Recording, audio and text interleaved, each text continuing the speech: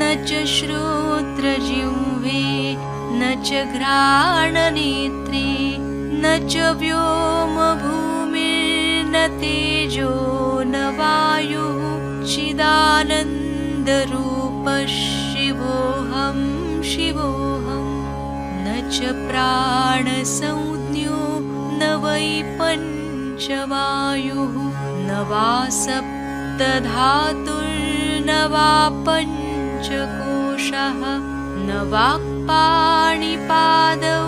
न चोपस्थपायु चिदानन्दरूपः शिवोऽहं शिवोऽहं न मे द्वेषरागौ न मे लोभमोहौ मदो नैव मेनैव मात्सर्यभावः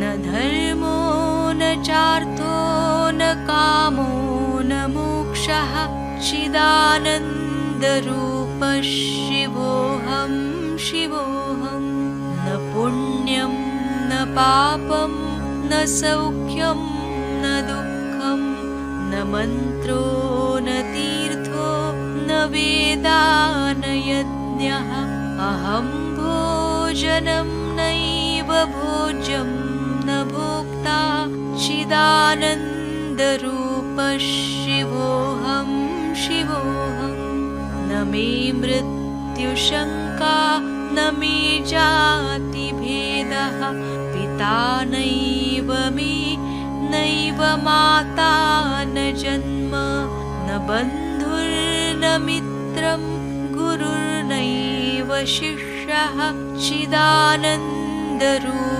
शिवोऽहं शिवोऽहम् अहं निर्विकल्पो निराकाररूपो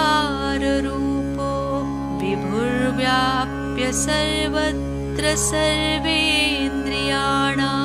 सदा मे समत्वं न मुक्तिर्न बन्धः चिदानन्दरूपः शिवोऽहं शिवोऽहं चिदानन्दरूपः शिवोऽहं शिवोऽहं चिदानन्दरूपः शिवोऽहं शिवोऽहं साक्षात् श्री आदिशक्ति माताजी श्री निर्मला देव्यै नमो नमः।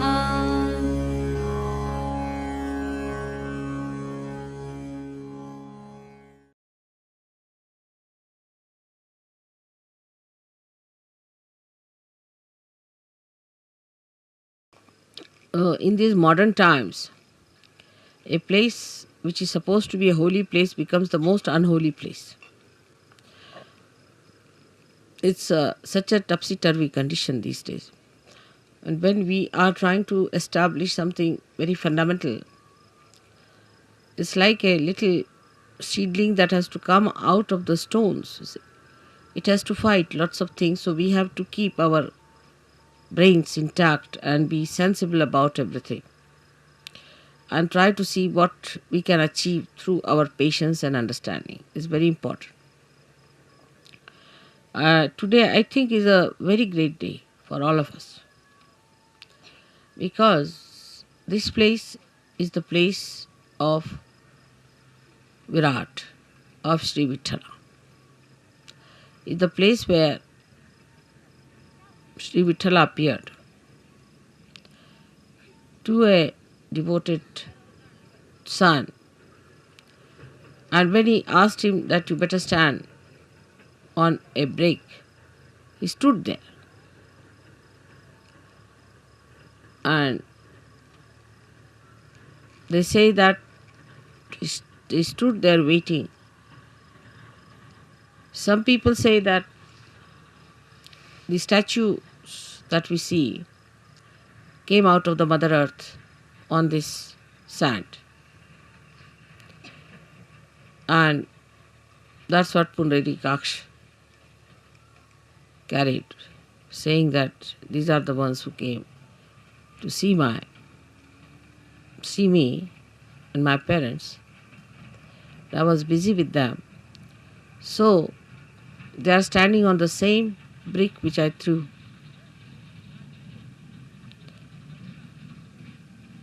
Now the whole story has to be taken in a very sensible way with a common sense in it. That God Himself is capable of all kinds of miracles. We who are created by God are doing some things which look miraculous. Say, if you take about 100-year-old situation of this world, we can say that today we are seeing many things which could be miraculous. 100 years back, nobody could have thought that you could have all these arrangements done here in such a far-fetched places. But all these miracles come from the power of God. So, we are the creator of that wee bit, very wee bit of that miracle. So, all the miracles of God cannot be explained and should not be explained. They are beyond our minds. And to make people feel the presence of God, God can do anything. He can move into all the three dimensions and also in the fourth dimension. He can do whatever He feels like. That's what you have seen now in your every day-to-day life. How many miracles take place to all of you. And you can't understand how it works out. Even it works out on things which are not living. And people are quite amazed how these things happen. So we have to believe now, after seeing all this ourselves, that He is God. And He can do anything that He feels like. We are nothing. We are nothing. There should be no rationality about it of understanding God's miracles. How can it be? How could it be? You can't explain. Only when you achieve that state of mind where you believe through your experiences that God is all powerful.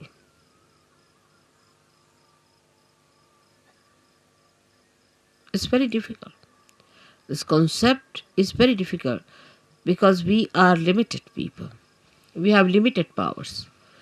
We cannot understand how God could be all powerful because we haven't got the capacity. So, this God, who is our creator, who is our preserver, the one who desired that we should exist, who is our existence itself, is an all-powerful God. All-powerful. He can do whatever He likes with you. He can create another world. He can destroy this world. It's only if He has to desire. My idea of coming to Pandharpur for Shiv Puja was this, that Shiva represents the spirit. And the spirit is residing in all of you, in your hearts.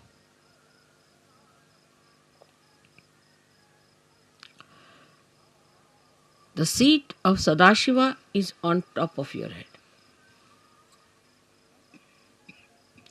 but is reflected in your heart.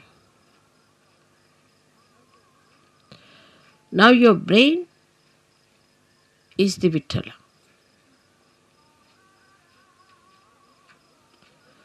So to bring spirit to your brain means enlightenment of your brain. Enlightenment of your brain means the limited capacity of your brain has to become unlimited in its capacity to realize God. I will not use the word understand, but to realize God. How powerful He is, how miraculous He is, how great He is. The another is that the brain of man can create, of course, out of the dead. But when the spirit comes into brain, then you create living things, living work of Kundalini. Even the dead start behaving like living because you touch the spirit in the dead. Like the nucleus inside every atom or a molecule has the spirit of that molecule. And if you become your spirit, we can say the brain of a molecule or an atom is like the nucleus, body of the nucleus. But the one that controls the nucleus is the spirit that resides within the nucleus. So now you have got the attention or the body, the whole body of the atom, then the nucleus, and inside the nucleus is the spirit. In the same way, we have this body, the attention of the body. And then we have the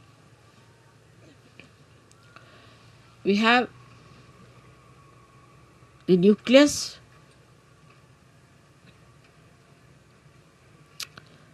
is the brain. And the spirit is in the heart. So the brain is controlled through the spirit. How? That around the heart there are 7 auras.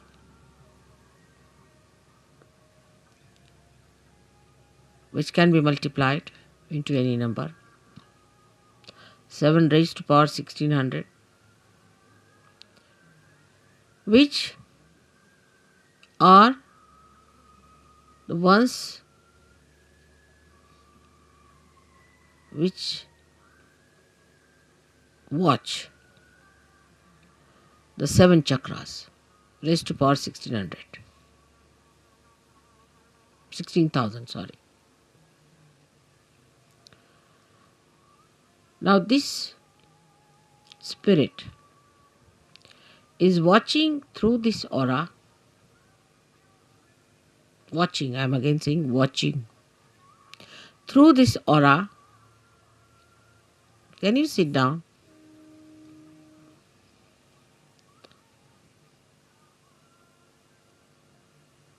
Can you sit down? I think would be better. There's no need to bother once you have put it up.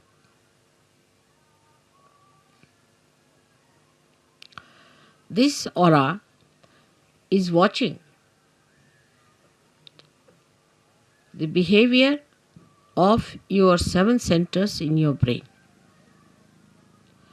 Is also watching all the nerves that are working in the brain. Watching again. But when you bring the spirit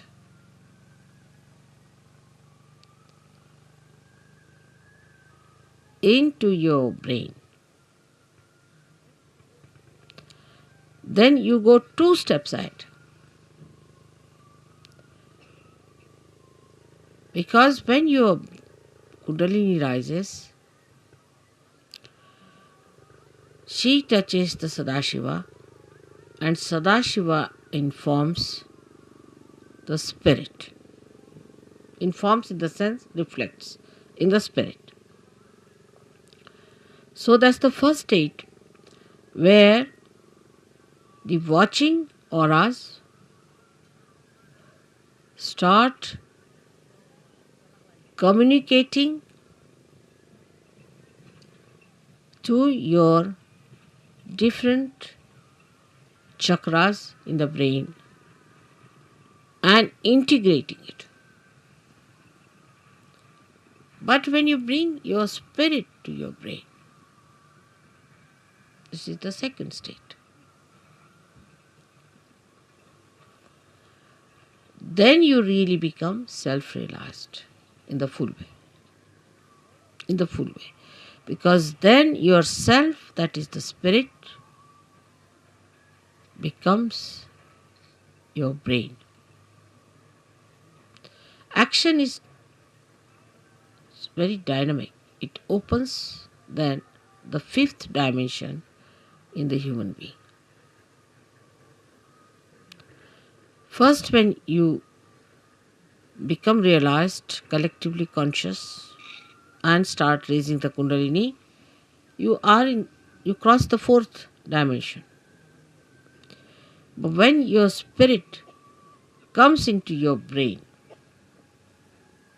then you become the 5th dimension, means you become the doer.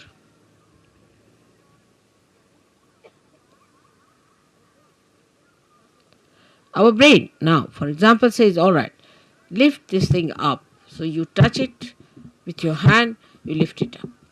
You are the doer. But when the brain becomes the spirit is the doer. And when spirit is the doer, then you become a complete Shiva, self-realized. In that state, if you get angry, you are not attached. You are not an attached person to anything whatsoever.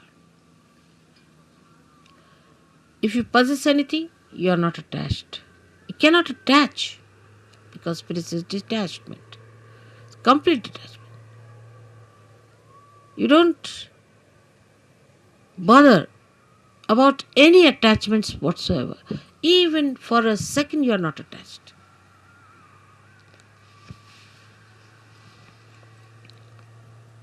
Now, I would say, to understand the detachment of spirit, we should study ourselves very well, clearly. How are we attached? We are attached, firstly, by our brain. Mostly by our brain. Because all our conditionings are in our brain, and all our ego is also in our brain.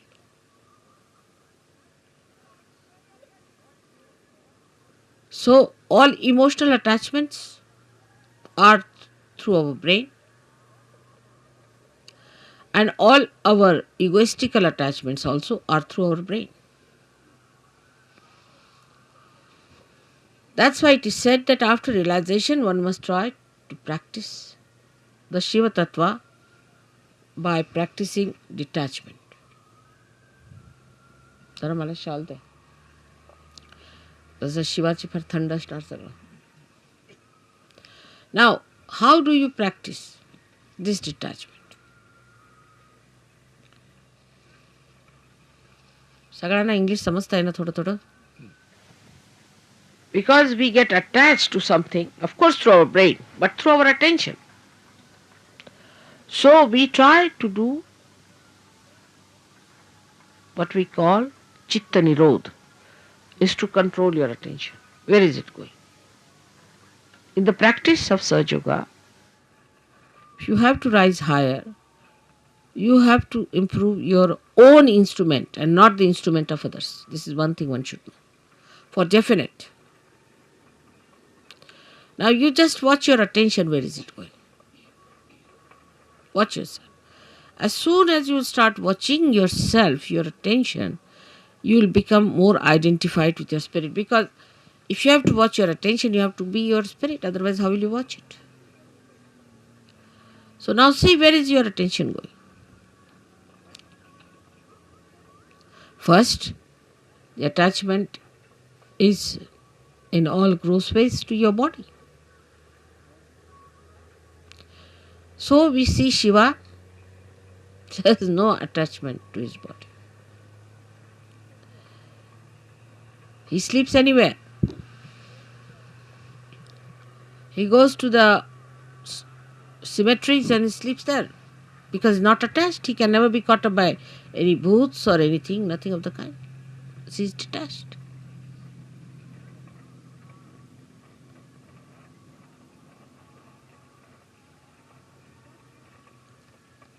The detachment is to be watched and seen through your own attachments.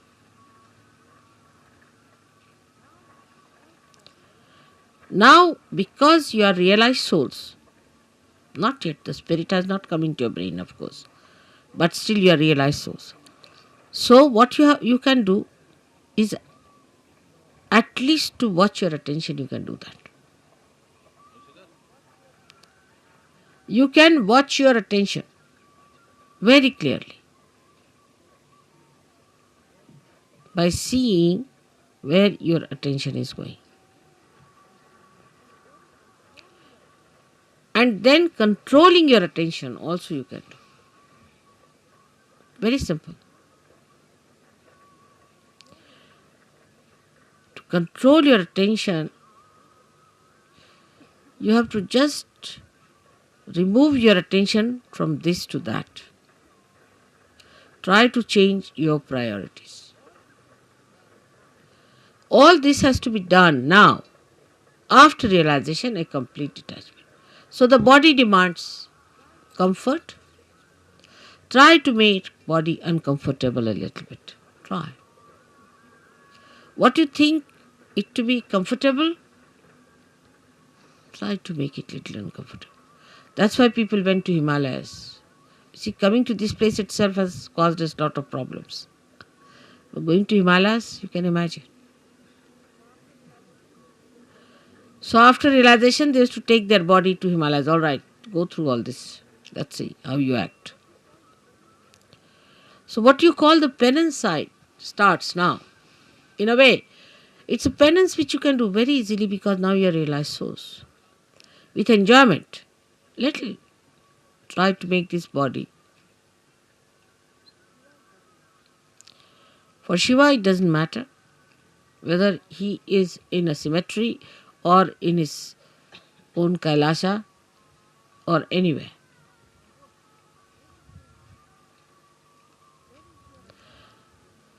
Where is your attention is, you see.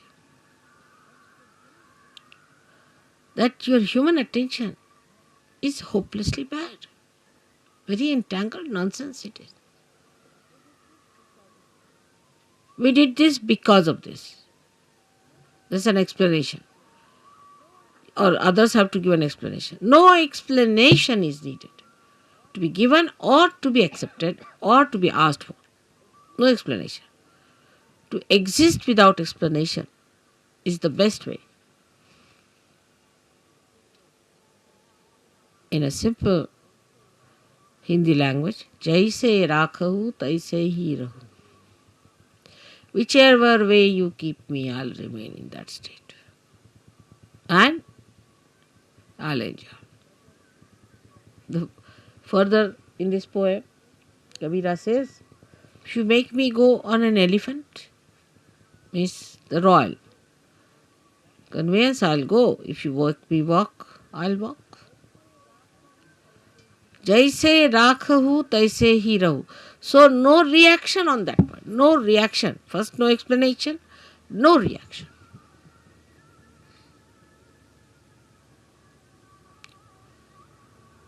Now, second is about food. So that's the first seeking human beings had as animals. No attention on food. Whether you have salt or not, whether you have this or that, no attention on food.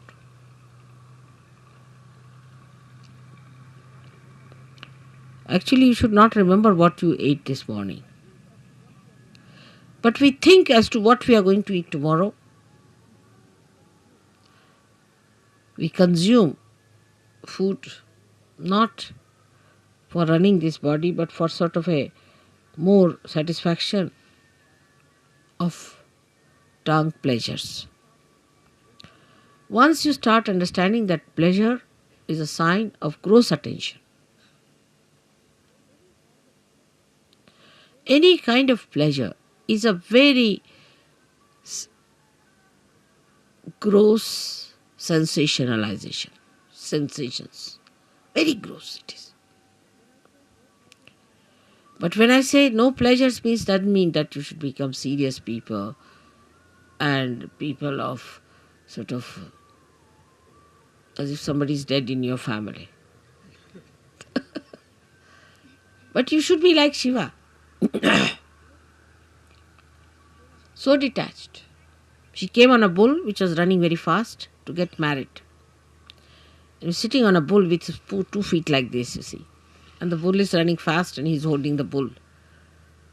The feet like this.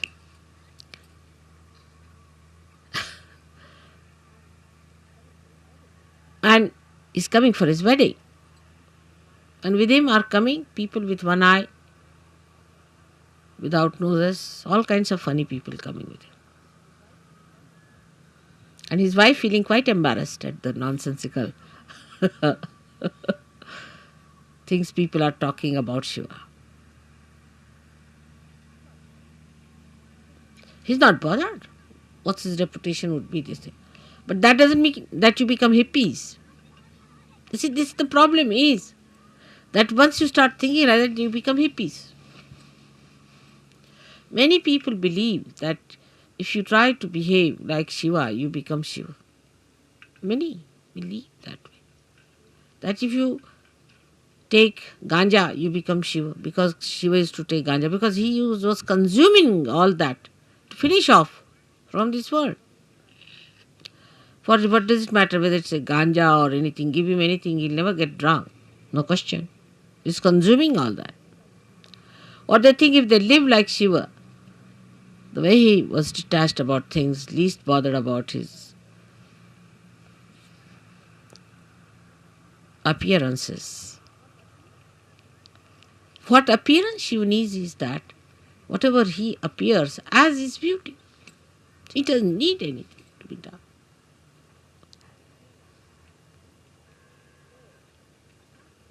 So, attachment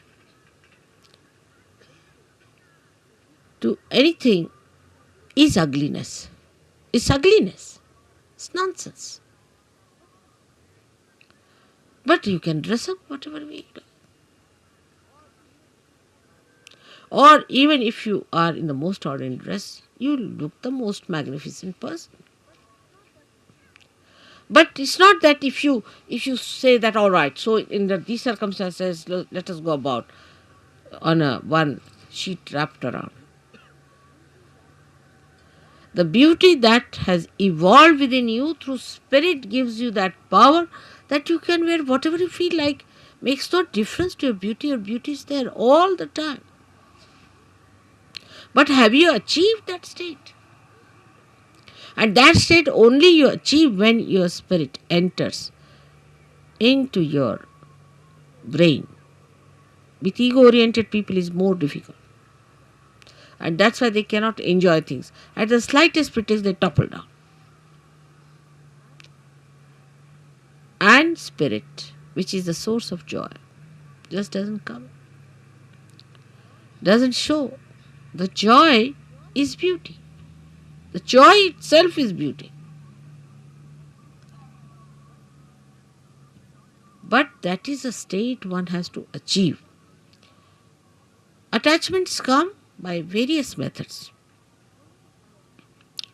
If you go a little ahead with it, then you have attachments of your family.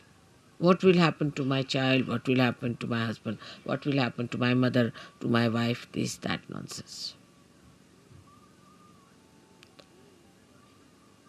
Who is your father and who is your mother? Who is your husband and who is your wife? For Shiva, he doesn't know all these things. To him, he and his power are inseparable things. So he stands as singular personality. There's no duality. When there is duality, then only say, my wife. You can't say, my nose, my ears, my hands, my. Go deep down. Till you say my, there is some duality.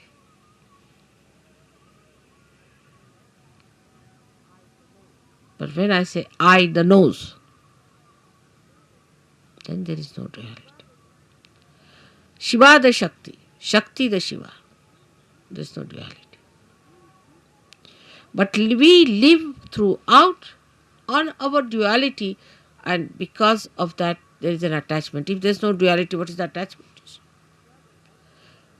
If you are the light and you are the lamp, then where is the duality? If you are the moon and you are the moonlight, then where is the duality? If you are the sun and you are the sunlight, you are the word and you are the meaning, then where is the duality? But when there is this separation, there is duality. And because of this separation, you feel attached. Because if you are that, how will you be attached? Do you see that point? Because there is a difference and a distance between you and yours. That's why you get attached to it. But it's me. Who is the other? This whole universe is me. Who is the other? Everything is me. Who is the other? But it's not that it's a brain wave or an ego brain wave. So who is the other? Nobody. That's only possible when your spirit comes into your brain and you become part and parcel of Virat itself. Virat is the brain, as I told.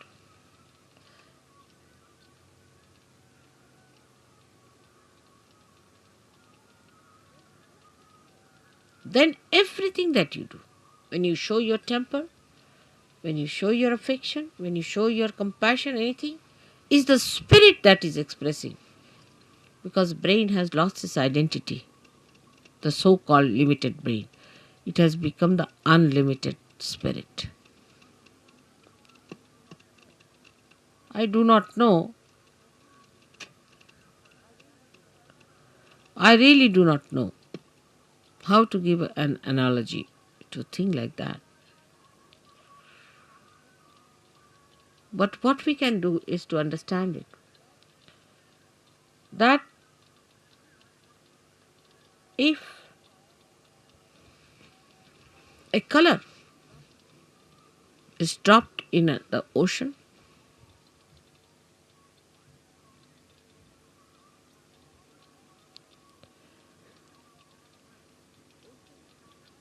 the ocean becomes colorful.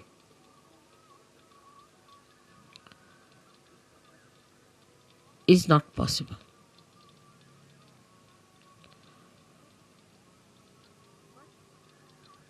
But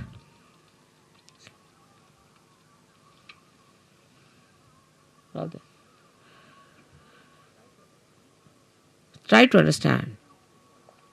If a little color, limited color, is dropped into the ocean, The color loses its identity completely. Think of the other way around. If the ocean is colored and is poured into atmosphere or onto any part, any little wee bit, or onto any spot, onto any atom or anything, it all becomes colorful. So the spirit is like the ocean which has the light in it. And when this ocean pours into the little cup of your brain, the cup loses its identity and everything becomes spiritual. Everything. You can make everything spiritual. Everything. You touch anything is spiritual. The sand becomes spiritual. The land becomes spiritual. Atmosphere becomes spiritual. Celestial bodies become spiritual. Everything becomes spiritual. So is the ocean that is the spirit, while your brain is limited. So the detachment from your limited brain has to be brought in. All limitations of brain should be broken so that when this ocean fills that brain, it should break that little cup. And every bit of that cup should become colorful. The whole atmosphere, everything, whatever you locate should be colorful. Color of the spirit is the light of the spirit. And this light of the spirit acts, works, thinks, coordinates, does everything. This is the reason today I decided to bring Shiva-tatwa to the brain. The first procedure is to take your brain towards the Shiva-tatwa by telling it, see, where are you going, Mr. Brain? You're putting attention to this, you're putting attention to that. Getting involved now, detach. Become the brain yourself, only the brain. Detach. And then take this detached brain, completely filled with the color of the spirit. It will automatically happen. As long as you will have these limitations to your attention, it will not happen. So one has to really deliberately do this tapasya. Every individual. I'm with you. So you don't need any puja that way. But that state has to be achieved. And for achieving that state, you need the puja. I hope so many of you will become the Shiva-tatwas in my lifetime.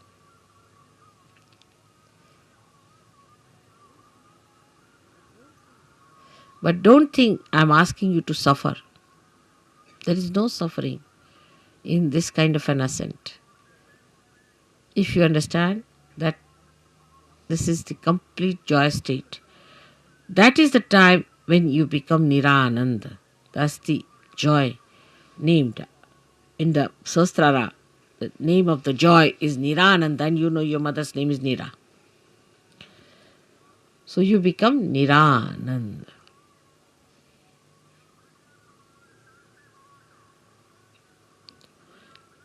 So today's worship of Shiva has a special meaning. I hope whatever we do in the outward way, in a gross way, happens also in the subtler way. I'm trying to push your spirits into your brains, but I find it rather sometimes difficult because your attention is still involved. Try to detach yourself. Temper, lust, greed, everything. Try to reduce.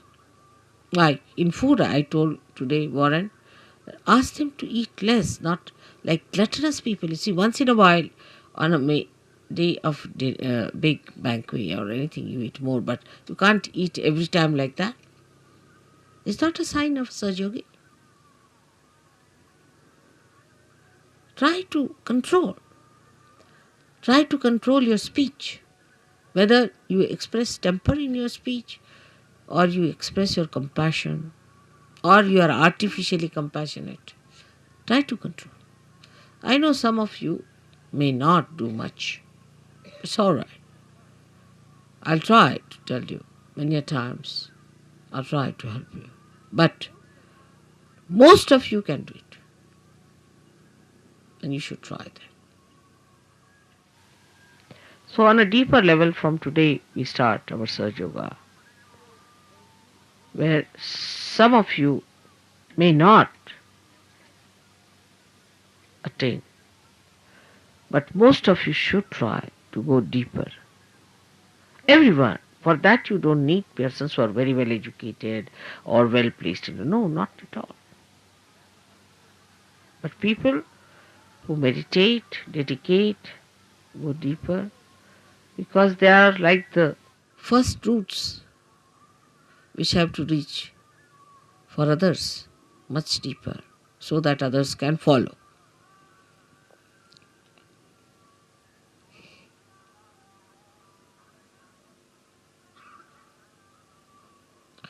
Now for today's puja, we'll have a very short Ganesh atharvashirsha.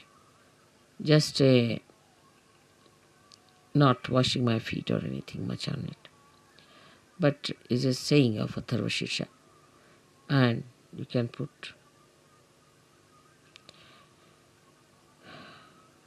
म्हणजे शिवपूजेला पाय वगैरे धुवायची काही गरज नाही, कारण ते शुद्धच आहे.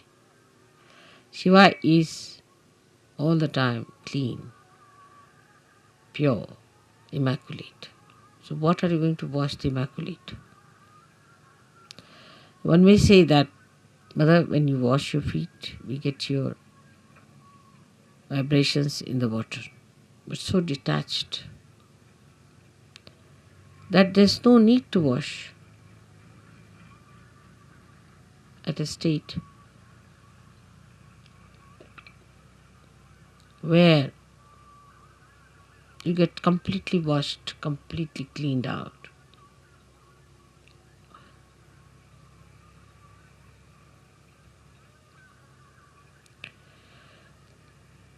Then we'll have a Devi Pujan, because Gauri, who is virgin, is to be worshipped. So we'll say the 108 names of the Virgin. Then we'll do the Shiv Puja. I'm sorry, I cannot tell you everything in one short speech all about this. But detachment must start expressing itself in your realization. Detachment.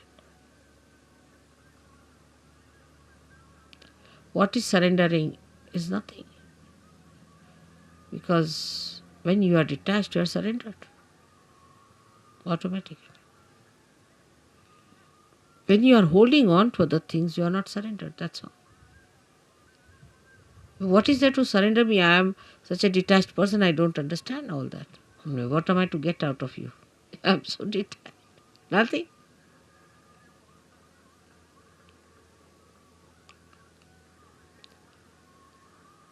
So today I hope we all pray that, O Lord, give us strength and that source of attraction by which we give up all other attractions of all the pleasures of joy, of ego, of everything that we think of. But we should fall into the pure joy form of the Shiva-tatwa. Absolutely. I hope I've been able to explain to you why I am here today and why today is a very big day. You all who are here are especially very lucky people who should think that God has been kind to you, that He has chosen you today to be here to listen to this.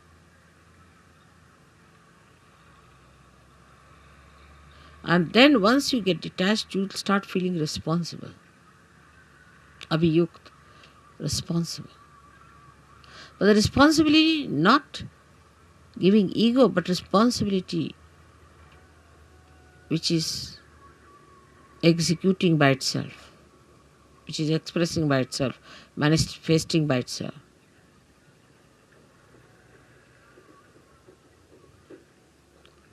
May God bless you. Om Tvameva Sakshat Shri Shiva-parvati Sakshat Shri Adi-shakti mataji Shri nirmala devachi namo